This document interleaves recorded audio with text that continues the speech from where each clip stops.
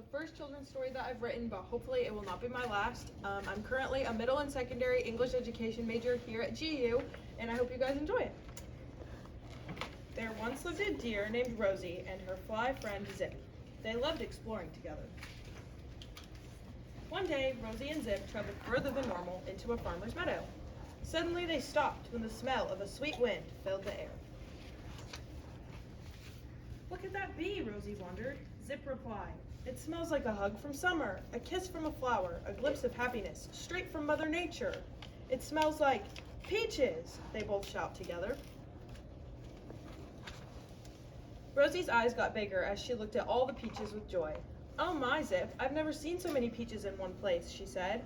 Zip flew closer to her, his tiny wings buzzing from happiness. Since they were hungry, Zip and Rosie followed the smell through the orchard. The trees were all full of ripe and juicy peaches. Then Zip said, "Let's pick some. I'm sure the farmer won't mind." Rosie nodded her head, so they both began to pick only the best fruits from the trees. Just as they sat down with their mountain of peaches, a tired old squirrel walked over to them. "Excuse me," he said, "could you please spare a few peaches for my family? I've been looking for food all day." "No way," said Rosie. "Go find your own. We worked hard for these." That made Squirrel sad, so he ran home to his tree. When he left, Zip and Rosie heard the rumbling of a thundercloud in the distance. "Oh no," yelled Zip, "it's going to rain!" As Zip and Rosie cried out for help, they heard a voice shouting from the tree. "Hurry over here so you don't get stuck in the storm," yelled the voice. Rosie and Zip realized that was the tree Squirrel ran to. They took shelter under its branches. When the storm passed, Squirrel poked his head out of his nest.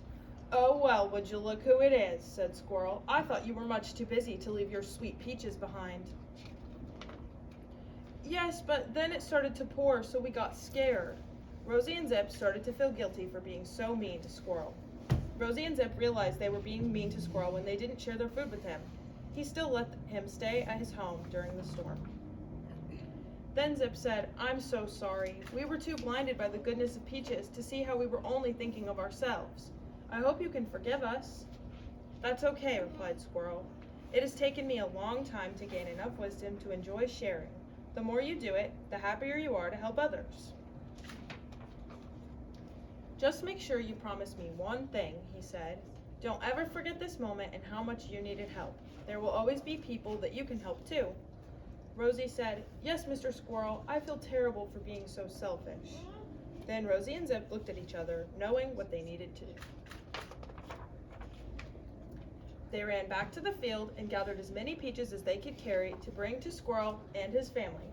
Squirrel's wife was so happy that she baked a peach pie for everyone to share. They all enjoyed their full bellies, happy hearts, and lessons learned along the way. My story was inspired by Luke chapter 6, verse 38, the verse that says, "Give generously, and generous gifts will be given back to you, shaken down to make room for more."